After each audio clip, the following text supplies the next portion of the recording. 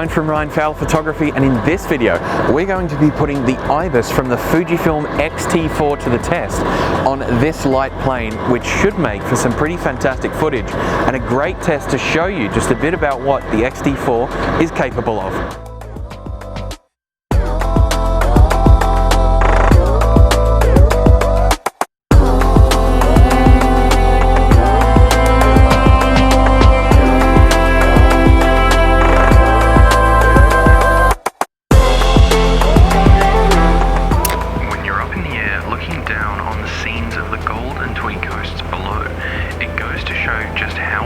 The scenery really is.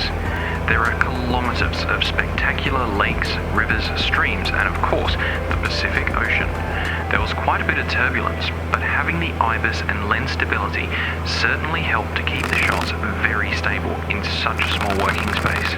This flight took us from Gold Coast Airport north, overlooking the incredible views of the Gold Coast, Stradbroke Island, and then up to Moreton Bay for a glimpse of the well-known shipwrecks just off the shore from Tangalooma Island Resort.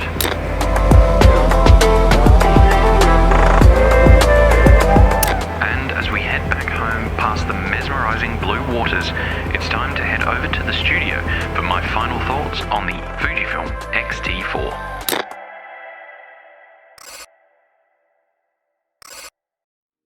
I hope you enjoyed that video. It was a lot of fun to film and put together. It was also all filmed handheld with a little bit of warp stabilizer on a few clips in Premiere Pro, and as you can see, the results turned out pretty well. So a few thoughts on the X-T4. It's a great camera. You've most likely seen the specs and could be comparing between this model and the X-T3. With the upgrades, this is an amazing camera primarily for hybrid shooters. It features the same sensor as the X-T3, but the addition of IBIS, or in-body image stabilization, is very, very welcome. I was able to capture so much video without the need for a gimbal. Also, during slower handheld still photos, I can get sharp results like this shot of a wave crashing at 1/15 of a second using the 50 to 140mm lens at 100mm. Another change that may only be minor but incredibly helpful is the still and movie switch. It saves time and your last settings in either mode to make switching faster and easier, as well as the settings menu less complicated. The grip being slightly larger around the fingers is welcome, but would still like to see more of an XH1 style thicker grip. The dedicated AF on button in the back is excellent to have for those of us shooting back button focus as well. Battery life has always been a topic around Fuji X series, and the improvements in the larger battery of the X-T4 certainly make a big difference. I feel like I can shoot for longer periods without changing battery. Autofocus has also been noticeably improved, with me being able to track fast-moving subjects, including during video, with sharper results than I get with my X-T3. I have to say the removal of the headphone jack was a loss to this camera. I had to film a couple of things, forgot to bring the adapter with me, which meant I wasn't able to hear the audio I was actually recording. I feel like it would have just been better to leave that in, especially because it was on the X-T3. Now, I've had the camera on loan from Fujifilm Australia for about 2 weeks, and in that time shot multiple jobs that I feel put the new features to the test. The plane shoot you saw was of course the best test in the limited time I had with it, but overall enjoyed using the camera. So who is the X-T4 really for?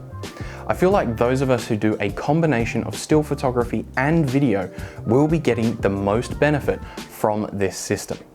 Having a hybrid system that allows for high quality video in a lightweight package is great for many reasons. If you're just doing still photography though, you probably wouldn't see the best benefit from this camera over the X-T3. If you're combining video as well, then the X-T4 is 100% the better way to go. Anyway, I hope you've enjoyed this video and it has helped shed a little bit of light on the Fujifilm X-T4. It's not an in-depth review, as 2 weeks just isn't enough time to do that, but it's from a genuine usability perspective, so I hope that has helped many of you.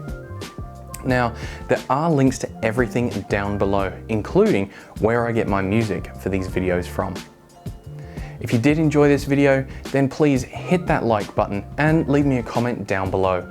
I would love to know what you thought of the little cinematic sequence at the beginning, because it was a whole lot of fun to put together. So if you really liked it, I might try to aim to do a bit more of that for you. Make sure you subscribe with the bell icon so you don't miss any future videos, as there is new content coming. I'll see you in the next one.